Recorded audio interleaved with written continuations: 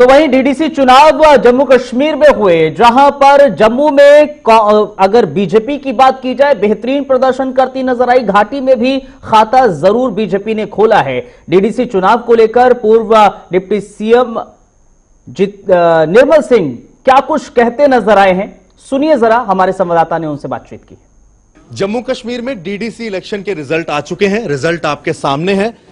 किस किस पार्टी के पास कितनी कितनी सीटें आई। भाजपा के लिए 3 सीटें घाटी में भी आना एक बड़ी बात है और जम्मू कश्मीर के अंदर काफी ज्यादा सीटों के साथ भाजपा सामने आई है। मेरे साथ पूर्व उप मुख्यमंत्री डॉक्टर निर्मल सिंह जी हैं, उनसे बात करेंगे। डॉक्टर साहब, आपका बहुत बहुत स्वागत है। डॉक्टर साहब, किस तरह से आप आभार जताएंगे, क्योंकि एक एंटी कैंपेन भी बड़ा भाजपा के खिलाफ चल रही थी।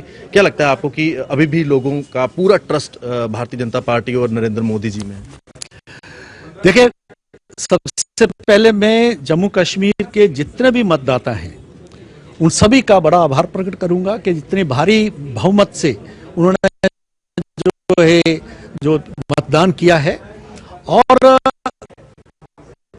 यहाँ पर जो लोकतंत्र को प्रस्थापित किया है, लोकतांत्रिक व्यवस्था को जो है प्रस्थापित किया है और जो गन कल्चर, जब बंदूक कल्चर को रिजेक्ट किया है, ये जो रिजेक्शन है ये पाकिस्तान की रिजेक्शन है।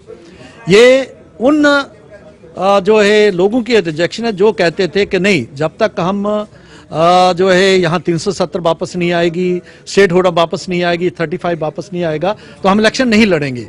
क्योंकि उन्होंने पूरी कोशिश की फिर से यहाँ खून खराबे की तरफ जो है कई प्रकार के नारे लगाते थे कि 370 हम लाएंगे, कि चीन की मदद से लाएंगे। मैं नेशनल कॉन्फ्रेंस की बात कर रहा हूँ, वहाँ जहाँ तिरंगे को उठाने वाला कोई कंधा देने वाला नहीं रहेगा। महबूबा मुफ्ती ऐसा कहती थी।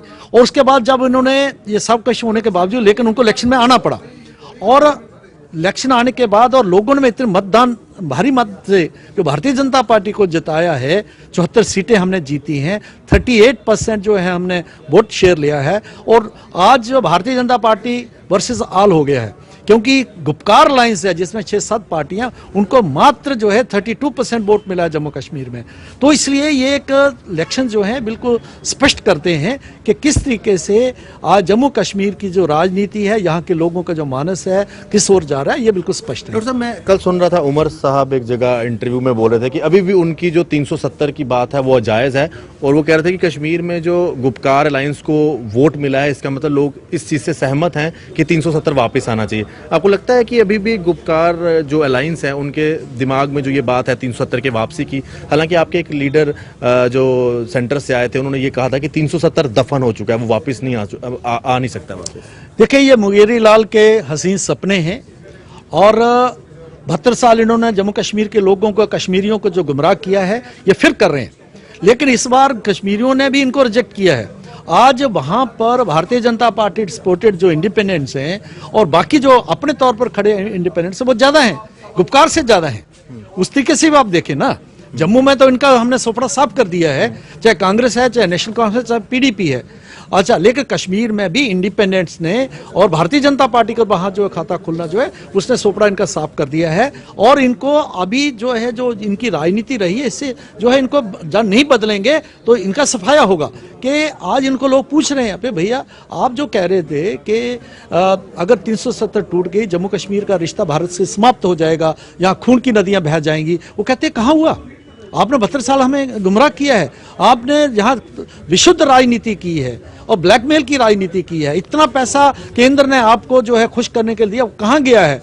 जो कुछ परिवार हैं और उनको पूछते हैं। तो ये सारी बातें हैं जो आगे आने वाले वक्त में होने वाली हैं। तो ये कि इसकी शुरुआत है। आपकी कॉन्स्टिट्यूंसी में भी भाजपा ने काफ़ी बहुमत हासिल किया, काफ़ी सारी सीटें आपके पास आई हैं। वहाँ पर कुछ और पार्टीज भी इलेक्शन में खड़ी थी, जिनमें पूर्व मंत्री चौधरी लाल सिंह जी की पार्टी भी काफ़ी जो है रैलीज की, उनके भी कैंडिडेट्स खड़े थे, हालांकि जीत नहीं हासिल हुई। क्या लगता था कि कुछ चुनौती थी आपकी कॉन्स्टिट्यूंसी में, जो आपके जितने भी एरियाज हैं? क्या डोगरा स्वाभिमान संगठन कोई चुनौती बन रहा था? देखिए, अभी जो परिणाम है उसने तो स्पष्ट कर दिया है, लेकिन चुनौती पहले से नहीं था। क्योंकि कोई बड़ा बड़बोला कोई हो, बड़ा बोलता हो, बड़ी बातें ढींगे हाँकता हो, उससे जो है, चाहे वो हमने देखा उधमपुर में भी इस प्रकार के कुछ लोग थे, कठुआ में भी इस प्रकार के लोग होते थे, तो लोग सब एक जानते हैं। क्योंकि लोगों ने 25-25, 30-30 साल जो है सब कुछ देखा है इनकी राजनीति को देखा है, सब कुछ देखा है, तो उन्होंने जो स्पष्ट जो अपना मत दे दिया है। तो इसलिए चुनौती नहीं थी, क्योंकि हमने काम किए थे। और मैं बिलावर की बात करूंगा, हमने काम किए थे, लोगों ने उसको पहचाना है। नरेंद्र भाई मोदी जी ने जो स्कीम्स आई हैं जिस प्रकार से, तो उसका लोगों में पता था और आम लोग बोल रहे थे। हम जो देख रहे थे कि जो बेचारे गरीब लोग, किसान, मजदूर, शेड्यूल कास्ट, ऐसे शेड्यूल ट्राइब, ऐसे लोग थे जो खुल के बोल रहे थे। और कई वीडियो से आपने देखे होंगे तो वो खुल के बोल रहे थे भी नहीं, इस बार हमने मोदी जी को वोट देने हैं, भारतीय जनता पार्टी को वोट देना था। तो हमें चैलेंज नहीं था, लेकिन उसके बावजूद भी इलेक्शन होता है, तो इसलिए हमने बड़ी जो है व्यवस्था से सभी ने मिलजुल के जो इलेक्शन जो है लड़ा है। इसलिए हमने थंपिंग जो है जहां मेजॉरिटी ली है। आखिरी सवाल है, क्या आने वाले दिनों में हम देख सकते हैं कि नए साल में एमएलएज की इलेक्शन भी हो सकती है जम्मू कश्मीर में? क्या कुछ सरकार बनने के कुछ आसार नजर आ रहे हैं इस इलेक्शन के बाद, जो क्योंकि काफी सक्सेसफुल इलेक्शन हुए हैं, पीसफुल इलेक्शन हुए हैं? हाँ बिल्कुल, क्योंकि यहाँ पर लोकतंत्र की व्यवस्था हो, और केंद्र का भी ये मानना है, हमारे प्रधानमंत्री जी ने भी जो है आश्वासन दिया है, हमारे गृह मंत्री जी ने भी बार बार कहा है और पार्लियामेंट में कहा है, 15 अगस्त को प्रधानमंत्री जी ने कहा है कि जल्दी से जल्दी जो है हम डिलिमिटेशन करने के बाद यहाँ पर जो है जो लोकतंत्र की व्यवस्था है उसको प्रस्थापित करेंगे, और आने वाले वक्तों में ऐसा होगा, ये हमें पूरी आशा है। बहुत बहुत शुक्रिया सर बात करने के लिए। डॉक्टर निर्मल सिंह जी हमारे साथ बात कर रहे थे डीडीसी के इलेक्शनों के परिणाम के बाद जो भाजपा को बहुमत मिला है, उसके बाद डॉक्टर साहब ने आभार व्यक्त किया है जम्मू कश्मीर के युवाओं का, लोगों का, और ये कहा है कि भाजपा पर आज भी ट्रस्ट है, नरेंद्र मोदी जी के ऊपर आज भी ट्रस्ट है। देखते रहिए जेके मीडिया। आशीष कोहली, जेके मीडिया के लिए धन्यवाद। जय हिंद।